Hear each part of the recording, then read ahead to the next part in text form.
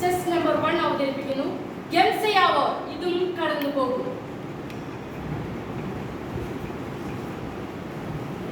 മനുഷ്യ, ഞാനൊരു കാര്യം പറയാം.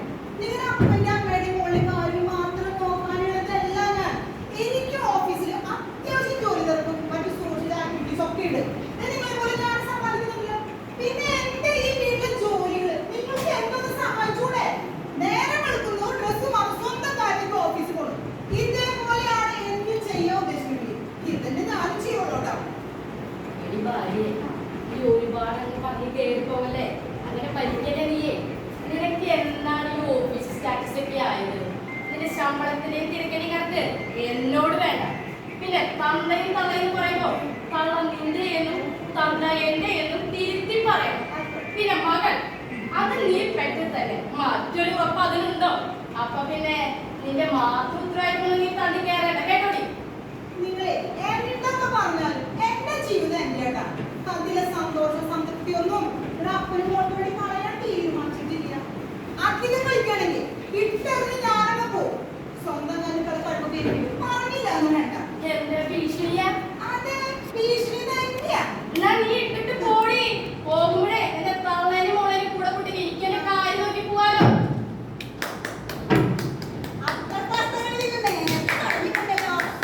വിദ്യാഭ്യാസം ഉണ്ട്, ജോലിയുണ്ട്, ഇട്ടുകൂടാൻ സ്വത്തുണ്ട്. കുടുംബം നോക്കാൻ മാത്രം ഒന്നും അറിയത്തില്ല രണ്ടിനും. രാവിലെ ക്യാമ്പ് വെച്ചിട്ടാണ് പോയിക്കോളെ മുമ്പിൽ അപ്പനാണോ നോക്കില്ലാട്ടാ. നാണോ പക്ഷെ നിങ്ങൾക്ക് നിങ്ങൾ ഭാര്യ പറഞ്ഞ സംസാരം നിങ്ങൾക്ക് എന്താ കാര്യം? ഏതാ മോനെ ഗസറ്റഡ് ഓഫീസറെ, നീ നാട്ടുകാരെ ഭരിക്കുന്നതിന് നിന്റെ ഭാര്യ നിന്നെ ഭരിക്കാറുണ്ട്. പിന്നെ ഈ വീട് അതെന്റെയാ, ഇതിന്റെ ഭരണം എന്റെയാ. മനസ്സിലായോ? അതന്നെ, ഈ വീടും പറമ്പും പണം തന്നുള്ള അഹങ്കാരം നിങ്ങൾക്ക്. അതേടി മോനെ, നീ എന്താ വിചാരിച്ച ഞാൻ എന്റെ സ്വന്തം മക്കൾക്കും കൊച്ചുമക്കൾക്കും കൊടുത്തിട്ട് അനാഥാലയത്തിൽ പോകുന്ന ആ കാലമൊക്കെ പോയി. ഇതേ തന്തവൈപ്പിന്റെ കാലമാ. നിങ്ങളെ പോലെയുള്ള മക്കളെ നേരെയാക്കുന്ന അപ്പനമ്മമാരുടെ കാലം. നിങ്ങൾ കളിക്കുന്ന എന്റെ കയ്യിലും വരൂട്ടോ. അപ്പൊ നീ കളിക്കും, ഞാൻ കളി കാണാം. അതെ, അങ്ങ് തെക്കോട്ട് എടുക്കുമ്പോഴേ കുഴിന്റെ അടുത്തൊരു മണ്ണിടാനും ഒരാൾ വേണം നോക്കോ. അത് ഞാൻ തന്നെ വേണം. ഞാൻ നിന്റെ ഈവൻ മാനേജ്മെന്റിനെ ആ ഉവ്വ് ഉവ്വ്.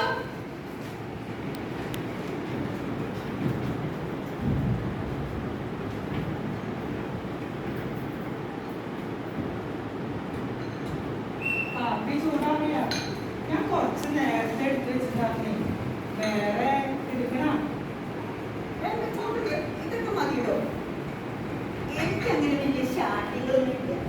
പിന്നെ ഈ ജോർജിന്റെ ആനിയുടെയും ജോലി തിരക്കും വഴക്കും ഒരു മോളുള്ളതിനെ നോക്കാൻ പോലും അവർക്ക് സമയമില്ല. പിന്നെ താൻ ഇവിടെ വന്ന് നിൽക്കാതെ സമ്മതിച്ച് തന്നെ ദൈവാനുഗ്രഹം. ചിന്നുമോടെ കാര്യം ഓർക്കുമ്പോഴാ വിഷമം. അമ്മാമേ, ഞാൻ പുറത്ത് പോയിട്ട് വരാട്ടോ. എവിടേക്കാ മോള് പോകുന്നേ? എന്റെ കൂട്ടുകാർക്കൊപ്പം ഒരു ബർത്ത്ഡേ പാർട്ടി പോവുകയാണ്. അവരിപ്പോൾ വണ്ടിയുമായി വരും എന്നെ കൊണ്ടുപോകാൻ. അല്ല, ഈ ബർത്ത്ഡേ പാർട്ടിക്ക് പോകുന്ന കാര്യം മോള് മോളുടെ മക്കളോട് നമ്മളോട് പറഞ്ഞിട്ടാണ് പോകുന്നത്. ഏയ്, ഞാൻ അവരോടൊന്നും പറഞ്ഞില്ല. 2 ദിവസമായി ഞാൻ അവരെ കണ്ടിട്ട് തന്നെ. മാസങ്ങളായി അവരുമായി സംസാരിച്ചിട്ട്. അവർക്ക് എവിടെയാ നേരം? പക്ഷേ അപ്പാപ്പ എന്റെ കൂട്ടുകാരിൽ കൂടി വഴിപാട്ടോ. ശരി, ഇതേ വണ്ടി വരുന്നുണ്ട്, ഞാൻ പോകട്ടെ. അമ്മമ്മേ, നിങ്ങൾ നേരത്തെ ഭക്ഷണം കഴിച്ച് കിടന്നോളൂ. മോള് ശ്രദ്ധിക്കണേ, നേരത്തെ എത്തണം കേട്ടോ. ആ ശരി, നോക്കാം അമ്മമ്മേ. Okay, by.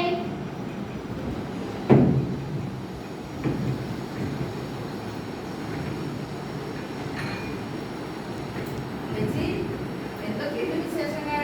ആനിയെ പള്ളിയിലൊന്നും കാണാറില്ലല്ലോ. ആനിക്ക് എന്നും ജോലി തിരക്കല്ലേ. ചിന്നുമോളാണെങ്കിൽ കുർബാനയ്ക്ക് പോയില്ലെങ്കിലും എന്നും പള്ളിയിൽ ഓരോ കാര്യങ്ങൾ പറഞ്ഞു പോവാറുണ്ടല്ലോ. ആനി,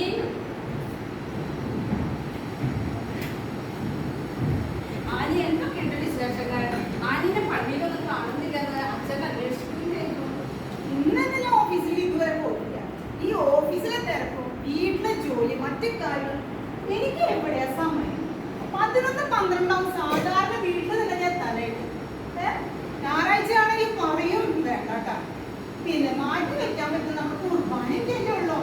അപ്പൊ ചിന്നുമോൾ എവിടെയാ? അമ്മച്ചി പറഞ്ഞു ചിന്നുമോൾ നല്ല ആക്റ്റീവാണ്, പള്ളിയിലെ എല്ലാ കാര്യത്തിനുണ്ടെന്ന്. ചിന്നുമോളെ കാണാറില്ലല്ലോ. അവളുടെ കാര്യം ഞാൻ അന്വേഷിക്കാറില്ല. ആ മോള് റൂമിൽ നിന്ന് ഫോണ് കുത്തിക്കൊണ്ടിരിക്കുന്നുണ്ടാവും. പിന്നെ അവരുടെ കാര്യം നമുക്കറിയാം. ആനി, ഈ ചിന്നുമോളുടെ കാര്യത്തിൽ ശ്രദ്ധ വേണം. അവളുടെ കൂട്ടുകെട്ട്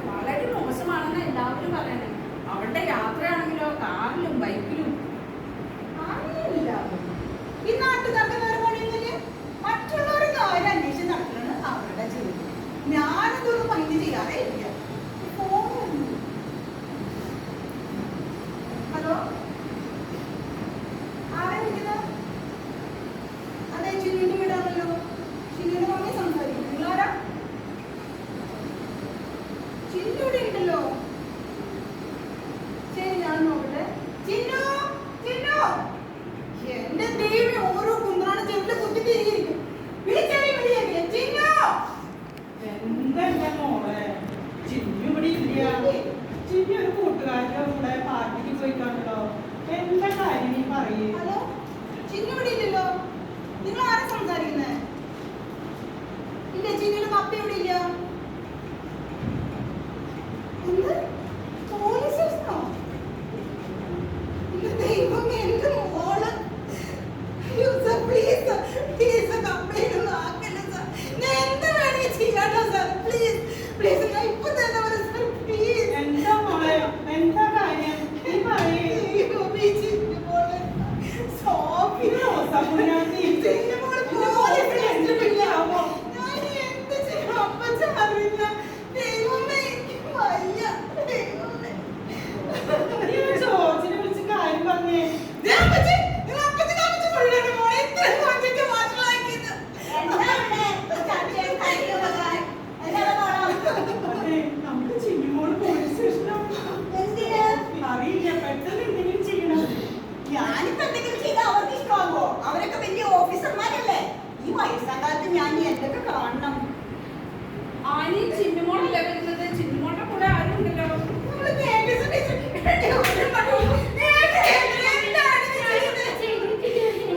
ആനി ഇങ്ങനെ ബഹളം വെച്ചിട്ട് നാട്ടുകാരെ അറിയിക്കല്ലേ?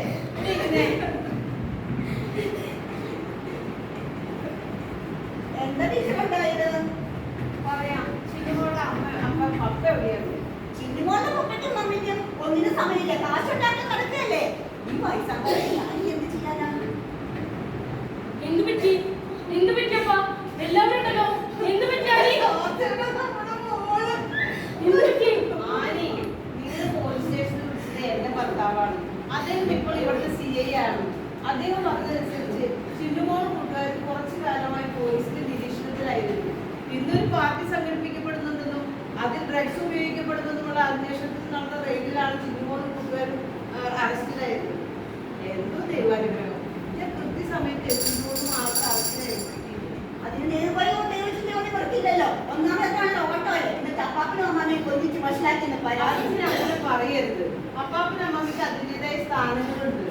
പിന്നെ പപ്പയ്ക്കും മമ്മിക്കും ചിലപ്പോൾ തിരക്കുകളൊക്കെ ഉണ്ടാവാം. അന്നേരം മക്കളെ കൊച്ചുമക്കളെ ചേർത്ത് നിർത്താൻ സ്നേഹിക്കാൻ നിങ്ങൾക്കല്ലേ കഴിയുള്ളൂ. ചിന്നുമോളെ വിളിക്കേ. ചിന്നുമോളെ.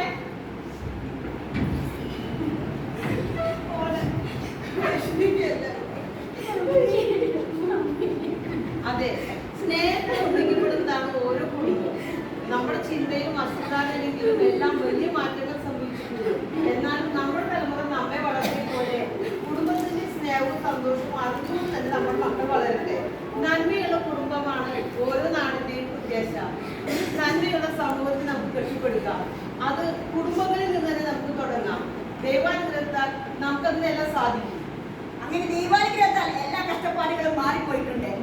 ഇനി എല്ലാം നേരെയാകുമെന്ന് നമുക്ക് പ്രത്യാശിക്കാം.